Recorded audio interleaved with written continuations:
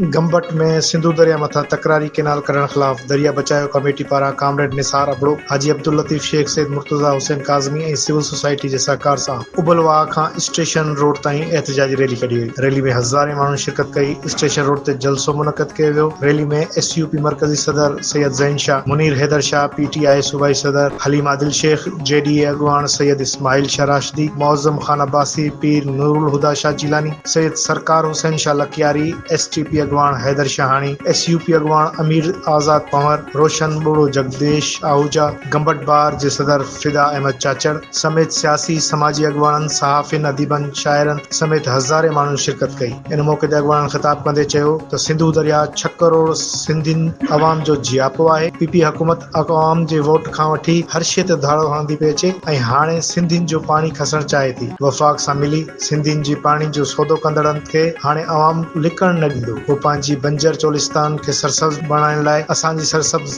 धरतीअ खे बंजर बणाइण जी कोशिश करे रहिया आहिनि। हाणे वफ़ाक़ पंहिंजो मौक़िफ़ चिटो करे अगरि सिंधु दरिया मां केनाल निकिरंदा त पोइ सिंध 6 करोड़ सिंधियुनि जो कब्रस्तान बणिजी वेंदी। हिननि वधीक चयो त अगरि वफ़ाक़ फ़ैसिलो वापसि न वरितो त अॻियों क़दम इस्लामाबाद तरफ़ हूंदो। इहे केतिरा ई ताक़तवर छो न हुजनि, अवाम फ़ैसिलो पाण कंदो। असां हिकु दफ़ो ॿीहर ॿुधाईंदा हलूं त कंबट में तकरारी केनाल ख़िलाफ़ ज़ैन शाह जी अॻवानी में हज़ारे माण्हुनि जो समुंड थुली पियो आहे ऐं उन्हनि नवां केनाल कढण ख़िलाफ़ छिती नारेबाज़ी कंदे इन्हनि खे मुस्तरद करे छॾियो आहे।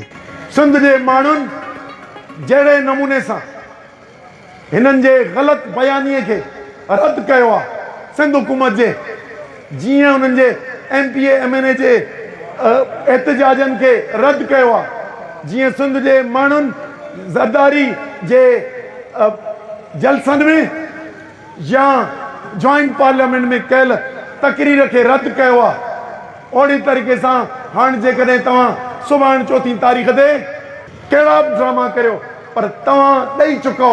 हाणे तव्हां लाइ ॿ रस्ता आहिनि, या 4 तारीख़ ते सुभाणे पंहिंजे लीडर जे थले ते गीसी करियो या उठ पेर वियो त पोइ तव्हांखे का माफ़ी मिले। न त सिंध जो माण्हू तव्हां गद्दारनि खे माफ़ी न ॾींदो।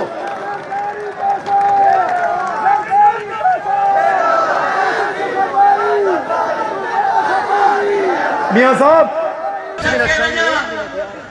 पंहिंजे शहीद वालिद खे उन पाक खून तां 20 साल पहिरियां मुंहिंजे बाबे फैशन कोई कई हुई त इहे टिकट ते क़ुर रखी करे चवनि त केनाल न ठाहींदासीं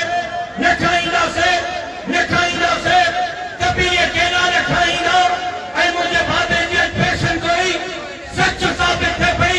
लेकिन उन फैशन कोईअ खे मां अॻिते वधाईंदे पंहिंजे पीउ जे रत सां वचन करे रहियो आहियां त जेसिताईं असांजे सिसीअ में साह आहे, धरतीअ जे ख़ातिर, धरतीअ जे दलालनि, गद्दारनि, धरतीअ सां सौदेबाज़ी कंदड़नि सां मुक़ाबिलो कंदा रहंदासीं।